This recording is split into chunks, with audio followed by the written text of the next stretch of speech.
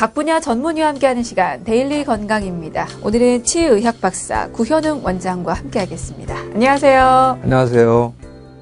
치의학 박사 구현웅입니다. 네, 반갑습니다. 반갑습니다. 네, 자 오늘 어떤 주제로 얘기할지 소개해 주시죠. 오늘은 치과 종합검사에 대한 내용을 준비했습니다. 환자들이 치과에 방문하게 되는 이유가 통증이 있거나 또는 불편하거나 모양의 이상이 있거나 등등의 이유들로 이제 오게 되는데요. 그럴 경우 입을 벌리고 눈으로 아프다고 하는 부위를 중심으로 충치가 있거나 또는 잇몸에 염증이 있는지를 보게 됩니다. 또 겉으로 보아서 잘 안 보이는 부분들이 있지 않습니까? 네. 뼛속이라든지 또 이런 부분을 보기 위해서는 우리가 방사선 사진을 찍게 됩니다. 그래서 눈으로 보이지 않는 그런 부위, 뿌리 끝이라든지 또는 이런 부위의 병소를 찾아내서 잇몸에 뼈에 감소가 있거나 또는 염증 등이 있는지를 우리가 파악하게 되고요. 이렇게 이제 입을 벌리고 단순하게 이제 치아의 이상이나 또는 잇몸의 이상들을 이렇게 형태적인 변화의 유무를 통해서 모든 것의 원인을 우리가 파악할 수는 없거든요. 네. 그래서 그렇기 때문에 우리가 복잡한 치과 종합 검사가 필요한 거죠. 그래서 현실은 우리가 보통 그냥 눈으로 봐서는 안 되고요. 네. 그래서 치과 종합 검사에 의해서 그것이 왜 필요한지 또 어떻게 진행되는지에 대해서 알아보도록 하겠습니다. 네, 알겠습니다. 자, 오늘은 치과 종합 검사라는 주제로 치과에서 받을 수 있는 여러 가지 검사에 대해서 좀 알아보도록 하겠습니다. 근데 이제 검사가 여러 가지 종류가 있겠지만은 그 종류에 대해서 먼저 질문을 드리기 전에 앞서서 치과 종합 검사를 왜 받아야 하는지 그 필요성부터 좀 설명을 해주시는 게 좋을 것 같습니다. 치과 종합 검사가 필요한 이유는 네. 우리가 치과에 오기가 무섭잖아요. 그래서 그렇죠. 보통 이제 하나의 이유를 들고 치과에 오시지만 그 불편한 이유가 결국은 그 하나의 원인으로만 오는 것이 아니고 여러 가지 원인이 섞여서 올 수도 있고 네. 또는 치아 아닌 다른 곳의 원인이 마치 치아의 문제로 느껴질 수가 있거든요. 네. 이제 그런 경우를 우리가 찾아내기 위해서 치과 종합 검사가 필요한 이유죠. 네, 사실 치과를 많이 찾아가시는 분들은 주로 통증 때문에 이제 가서 검사를 좀 받아보시잖아요. 그렇죠. 네네. 근데 이렇다 할 증상이 느껴지거나 어떠한 불편함이 없는데도 불구하고 치과 방문해서 검사를 받아봐도 되는 건가요? 그렇죠. 예를 들면 우리가 질환이 생겨서 치료를 하는 경우에도 중요하지만 네. 실질적으로는 예방적 차원의 치과 치료가 중요한 거거든요. 그렇군요. 그러니까 아이들의 경우에 만약에 주걱턱이 예상된다든지 사각턱이 예상된다든지 그러면 결국은 그것이 미리 양악수술이나 이런 걸 하지 않고도 사전에 예방할 수 있는 그런 시기가 있는데 그거를 지나치게 되면 할 수 없는 것처럼 예방적 치료를 위해서 우리가 미리 검사를 받아보는 것이 굉장히 중요합니다. 예방하는 차원에서 미리미리 검사가 중요하다라고 말씀을 해주셨습니다. 그러면 이어서 검사를 받게 되는 경우에 대해서 좀 자세하게 알아보도록 하겠습니다. 먼저는 치아 배열 이상이 있을 것 같은데요. 사실 이거는 심미적인 이유를 차지하고서라도 치아의 비정상적인 배열은 사실 그냥 둬서는 안 되는 겁니까, 이게? 가장 많이 질문을 받는 내용 중에 네. 하나입니다. 그래서 치아가 삐뚤삐뚤했을 때 그러니까요. 어떤 치과에 가면은 교정을 해라. 어떤 치과에 가면 하지 않아도 된다고 하니까 그거는 맞을 수도 있고 안 맞을 수도 있는 말이에요. 네. 하지만 그것을 정확히 알아보는 방법은 치과 종합 검사를 통해서 삐뚤삐뚤한 거를 어떤 분은 심미적인 목적으로 개선하기 위해서는 해야 될 거고요. 만약에 어떤 분은 나는 심미적인 부분은 별로 중요치 않으나 이걸로 인해서 기능에 이상이 있다고 하면 저는 치료를 받겠습니다 했을 때 그 기능 검사라고 하는 부분을 반드시 해서 기능상의 이상이 없으면 하지 않아도 됩니다. 또 하나는 그 삐뚤삐뚤한 상황이 그대로 있을 건지 진행할 건지에 대한 것도 기능 검사를 통해서 우리가 예측할 수 있거든요. 네. 그렇기 때문에 이 치아의 배열에 이상이 있을 때 반드시 그 치과 종합 검사를 통해서 이 경우에 치료를 받아야 되는 경우인지 심미적 목적으로만 우리가 받는 경우인지 심미적 목적과 기능적 목적을 다 더해서 받는 경우인지를 가려야겠습니다. 그렇군요. 본인이 또 원하는 심미적인 걸 치료하고자 하는 분도 계실 거고, 물론이죠. 네, 기능적인 부분만 치료하고자 하는 분이 계실 그렇죠. 거기 그 두 때문에. 부분이 가려져야지 되는데 그렇죠. 실질적으로는 대개 입을 벌려놓고 치아의 배열이 이상이 있는 경우에 심미적인 경우를 주로 많이 하는 경우가 있죠. 그렇군요. 이제 그거는 미리 알아보려면 검사를 통해서 가능하다라는 말씀이셨습니다. 그리고 또 치아가 시린 경우도 있잖아요. 이럴 때도 이제 검사를 미리 받아봐야 되는 거죠. 치아가 시린 경우에 이제 네. 종종 여러 치과를 다니시는 환자분들이 많습니다. 네. 왜 그러냐 하면 입안에다가 이렇게 들여다보고 충치가 있다 그러면 당연히 충치 때문에 치릴 확률이 높고요. 네. 잇몸 질환이 있으면 잇몸 질환에 의해서 이제 그 치아가 시린 경우도 많겠지만 그런 것이 눈에 보이지 않는 원인에 의해서도 치아가 시린 경우가 있거든요. 치아에 금이 갔을 경우에도 육안적으로는 보이지 않습니다. 그래서 우리가 밝은 빛을 비춰본다든지 해서 우리가 발견하게 되고요. 또 하나 가장 볼 수 없는 거는 치아와 치아가 맞닿는 순간에 충격으로 인해서 그것이 누적되어 가지고 치아가 시린 경우가 많은데 이거는 기능 검사를 하지 않는 경우에는 실질적으로 파악이 굉장히 어렵고요. 또 하나는 치아 인접에 있는 근육의 이상도 마치 치아가 시린 느낌으로 나타나기 때문에 치과 종합검사적인 파악으로 구분을 해야 되겠습니다. 원인을 찾기 위해서 이제 검사가 꼭 진행이 돼야 되는 부분이군요. 맞습니다. 지금 치아가 시린 경우와 그리고 치아 배열 이상일 경우에 검사를 받아봐야 된다고 두 가지 경우 살펴봤는데 이 외에 또 어떤 경우에 이 치과 종합 검사가 꼭 필요합니까? 우리가 일반적으로 치과에 오는 이유 중에 하나는 그 치아를 상실했거나 네. 또는 뭐 치아의 동요도가 너무 심해서 빼야 될 경우 이런 경우에 이제 보통 보철 치료나 임플란트 같은 치료를 하게 되는데요. 네. 우선 제일 중요한 거는 그 치아가 빠지게 된 원인을 파악하는 것이 굉장히 중요합니다. 그래서 왜 빠졌는지가 뭐 충치에 의해서 빠진 경우 또는 잇몸 질환에서 빠진 경우 두 개 대처하는 방법이 다르거든요. 네. 그렇기 때문에 이 종합검사를 통해서 왜 빠졌는지를 파악을 하고 거기에 따른 치료 계획을 세운다 그러면 향후에 보철 치료나 임플란트 치료 이후에 예후가 좋게 되고요. 수명이 상당히 더 오래가는 그런 치료를 받을 수 있기 때문에 반드시 임플란트나 보철 치료 전에 치과 종합 검사를 해서 어느 곳에다 치아를 위치시킬 것인지에 대한 그런 부분들을 아주 면밀하게 파악하는 것이 중요하고 치아 결손이 아주 많은 경우에 우리가 보통 임플란트를 다수를 심게 되는데요. 네. 그런 경우에도 임플란트를 다수를 심어서 모두 그냥 고정성으로 하는 것이 좋은지 아니면 임플란트를 소수를 심고 틀니의 유지를 보강하는 그런 측면으로 진행한 다음에 씹는 힘은 틀니에 의해서 우리가 보정하는 그런 것이 더 좋을 경우도 있습니다. 네. 그 두 가지를 구분할 때에도 치과 종합검사를 통해서 하는 것이 굉장히 중요한 역할을 하게 됩니다. 그러니까 치아가 상실됐을 때 한마디로 빠졌을 때를 그렇죠. 말씀을 하시는 거죠. 그리고 임플란트나 틀니 같은 네. 그런 보철 치료할 때도 검사를 사전에 진행을 네. 해야 된다라는 말씀이셨습니다. 자, 이제는 이루어지는 검사들 종류가 어떤 게 있는지 좀 자세히 알아보도록 하겠습니다. 어떤 검사로 이제 상태를 파악하게 되는지 좀 하나하나 소개를 좀 해주실까요? 우선 제일 흔히 하는 게 네. 뭐 병원에 오면은 입을 벌려서 네. 벌려보세요 하고 입안을 치과 의사 선생님이 눈으로 보는 거죠. 그렇죠. 그래서 우리가 시진이라고 하는데 그걸로는 이제 치아에 어떤 충치가 있는지 없는지 또는 잇몸에 염증이 있는지 없는지 또는 뭐 치아의 배열에 이상이 있는지 없는지 또는 치아가 변색됐는지 또는 점막에 이상이 있는지 그런 부분들을 눈으로 우리가 파악하는 거죠. 그다음에 위의 치아와 아래 치열의 어떠한 그 배열의 상태라든지 이런 부분들 형태적인 것들의 어떤 변화를 치과 의사 선생님의 눈으로 파악하는 그런 진단을 우리가 시진이라고 하겠습니다. 아, 시진. 근데 저는 생각해보니까 치과 가자마자 사진부터 찍었던 기억이 나거든요. 물론 이제 그 치과 의사 선생님의 판단에 따라서 네. 이제 사진이 먼저 중요하다고 판단이 되면 뿌리 끝에 있는 병소라든지 또는 치근막의 비율라든지 뭐 치조골의 어떤 유무 이런 부분들을 먼저 파악하는 것이 좋다고 판단되면 치과 의사 선생님이 먼저 방사선 사진을 먼저 찍게 하고 네. 그리고 나서 이제 입을 벌려서 이제 입안의 상태를 보는 것도 방법이니까 순서가 뒤바뀔 경우도 있어요. 순서의 선후 관계는 이제 의사 선생님의 판단에 의해서 그렇군요. 방사선 사진을 먼저 찍을 수도 있고 네. 시진을 먼저 할 수도 있습니다. 알겠습니다. 시진이나 사진을 통해서 이제 검사할 수 있다라고 말씀을 해주셨고 또 다른 어떤 검사가 또 있습니까? 그 다음에 이제 우리가 볼 수 있는 거는 타진이라는 반응이 있어요. 타진. 예. 그러니까 예를 들면 이제 치아를 치과 가면 이렇게 핀셋 끝 같은 걸 이렇게 톡톡톡 치거든요. 네네. 아마 경험하신 게 네네네. 있을 거예요. 그 치아를 톡톡 쳤을 때 인접 다른 치아들의 느낌하고 다른 거를 비교해서 치아에 금이 갔거나 또는 뭐 치근막이 비우됐거나 뭐 예민한 정도 이런 것들을 우리가 파악할 수 있겠고요.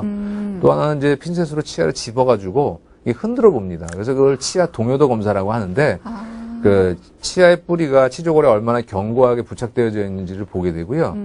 대개는 치과에 이가 흔들려서 오시는 분들이 자기는 집에서 이렇게 손으로 흔들게 돼요. 그렇게 되면 손으로 흔들면 굉장히 많이 흔들리는 것처럼 느껴집니다. 네. 근데 실제로 저희가 그런 경우 핀셋으로 흔들어 보면 네. 그렇게 많이 흔들리지 않거든요. 그러니까 반드시 동요도 검사는 핀셋을 이용해서 흔들어 보는 것이 굉장히 중요한 방법입니다. 사실 저도 치과 갔다 와서 손으로 해본 적이 있었거든요. 네. 아, 이거는 아무래도 전문가가 아니니까 또 확인할 길이 없겠군요. 그 다음에 이제 우리가 네. 검사할 수 있는 내용이 치아는 겉에는 딱딱한 경조직으로 되어 있지만 네. 안에는 치아에 가해진 어떤 자극을 우리가 느끼거나 하는 또는 치아의 재생에 참여하는 치수라고 하는 조직이 있습니다. 네. 그 치수에 대한 생명력이 있는지 없는지를 파악하기 위해서는 우리가 이제 치수 전기 검사라는 것도 하게 되고요. 아. 네, 그래서 그 치수 전기 검사는 치아를 둘러싸고 있는 주위 조직과의 관계도 중요하지만 네. 치아 안에 있는 치수의 어떤 상태를 파악해야 되는데 어. 그건 전기로 하는 경우도 있고 또는 아이스 펜슬이라고 해서 보통 이렇게 막대기 모양의 얼음을 올려가지고 치아에게 대보면 느낌을 못 갖는 분들이 있거든요. 그럴 경우에는 우리가 치아의 치수가 어떤 실활됐다, 생명력이 실활됐다고 판단하는 경우가 있기 때문에 치수 전기 검사나 또는 그 온열 검사, 온열 검사, 얼음 네, 막 얼음을 할 수도 있고 네. 뜨거운 물질을 대서 반응을 볼 수도 있습니다. 그거에 네, 네, 의해서 네. 우리가 치수가 만성염증이 있는지 급성염증이 있는지 또는 생명력을 잃었는지 이런 부분들을 파악하게 되죠. 그렇군요. 그리고 이제 방사선 검사 네. 또 하게 되잖아요. 네. 이거는 또 어떤 방법들로 이루어집니까? 그러니까 치과에서 찍는 방사선은 굉장히 종류가 많습니다. 네. 그래서 우리가 제일 흔히 하는 것이 치아 표준 검사라는 게 있어요. 그래서 치아 한 3개 정도를 근접해서 우리가 촬영하게 되는데 네. 그거는 이제 충치가 어느 정도의 깊이로 이제 진행됐는지, 치수와의 관계가 어떤지, 치아 뿌리 끝에 병소가 있는지, 또 치아를 둘러싸고 있는 막이 두꺼워졌는지, 뭐 이런 부분들을 우리가 이제 근접 촬영을 해서 보게 되고요. 그 다음에 많이 촬영하는 것이 이제 파노라마 엑스레이는 겁니다. 네. 그러니까 파노라마는 치과의 전체 영역이 다 나오는 거예요. 그러니까 네. 상악동에서부터 또는 밑에는 아래턱뼈까지, 좌측 턱관절에서부터 우측 턱관절까지, 치아 전체, 뭐 이런 부분들을 우리가 방사선 사진 한 장으로 찍어가지고 포괄적인 그러한 방사선 검사를 보는 거죠. 방사선 검사는 그럼 언제 하나요? 방사선 검사는 그냥 항상 하는 그런 방사선 검사가 있고요. 네. 예를 들면 충치 같은 경우에는 꼭 우리가 그 표준 검사를 해야 되고요. 네네. 또 그다음에 뭐 교정 치료를 목적으로 한다든지 또는 임플란트를 한다든지 보철을 한다든지에 따라서 그런 방사선 종류들이 많아요. 그래서 아까 파노라마 이외에 네네. 교정을 목적으로 할 때 같은 경우에는 두부 측면 방사선이라든지 또는 턱관절만 또 근접해서 촬영하는 턱관절 연속 촬영이라든지 이런 여러 가지 특수한 그런 방사선 사진들을 이용해서 치과의 전반적인 문제들을 우리가 검사해낼 수가 있습니다. 방사선 검사도 정말 종류가 다양하군요. 네, 많습니다. 교합기 검사라는 것도 있던데 이건 어떤 검사입니까? 교합기 검사라고 하는 건 교합기는 뭐냐면요. 네. 우리가 이제 음식을 씹을 때에는 아래턱이 움직이잖아요. 그렇죠. 근데 보통 치과에 가서 검진을 하게 되면 입을 이렇게 벌려놓고 보는 상태로 검사를 하게 됩니다. 네. 그거는 기능을 하지 않는 상태잖아요. 네네네.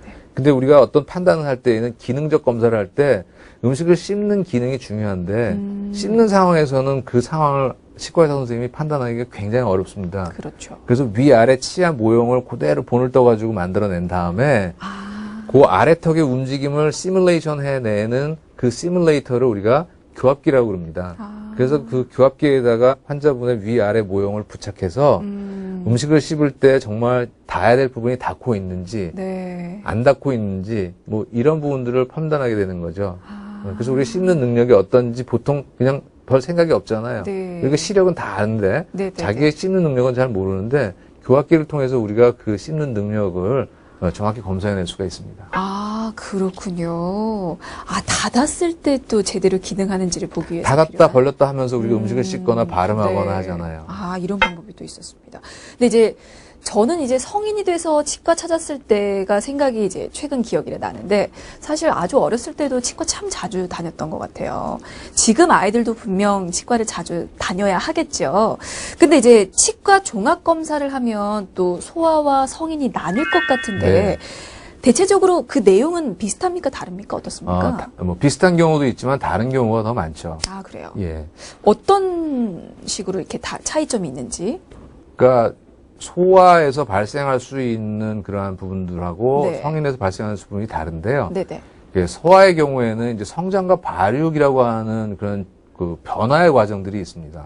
성인의 경우에는 이제 성장도 끝났고 발육도 끝났지 않습니까? 네네. 그렇기 때문에 이제 성장이 끝난 상태의 그러한 병적 유무를 우리가 판단하는 것이 성인의 주라 그러면 네. 소아는 물론 충치나 또는 기타 여러 가지 치아를 둘러싸고 있는 조직들의 문제도 중요하지만 아이들의 턱뼈의 발육이라든지 또는 입안에 충분한 공간이 확보될 수 있는지 없는지라든지 치아의 배열이 향후에 비정상적으로 발현될 수 있는지 없는지 또는 선천적으로 치아가 결손이 돼서 모자라는 경우도 있거든요. 그런 경우에 그 공간을 확보할 건지 닫아줄 건지 이런 부분들을 판단해야 되기 때문에 성인과 소아는 반드시 구분이 되어져서 이제 검사하는 내용들이 좀 달라지게 되죠.